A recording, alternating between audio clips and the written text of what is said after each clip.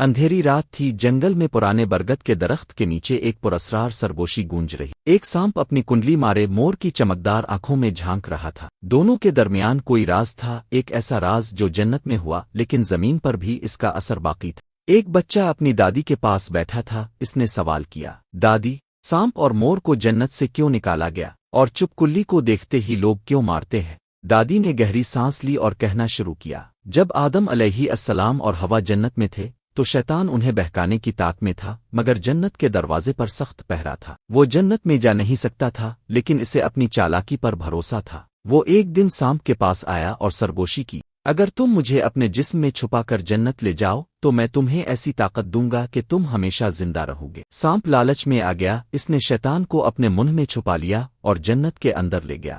وہاں شیطان نے مور کو بہکایا، اے خوبصورت مور، اگر تم ہوا تک میرا پیغام پہنچا دو تو میں تمہیں وہ علم دوں گا جو کسی کو نہیں ملا۔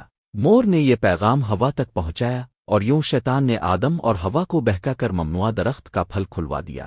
جب اللہ تعالیٰ نے آدم و ہوا کو زمین پر اتارا تو سانپ اور مور کو بھی جنت سے نکال دیا گیا، لیکن ان کے لیے ایک سخت سزا بھی تھی۔ سانپ کو حکم ملا کہ وہ ہمیشہ زمین پر پیٹ کے بل رینگے، مور سے اس کی جنت کی خوبصورتی چھین لی گئی اور وہ ایک عام پرندہ بنا دیا گیا۔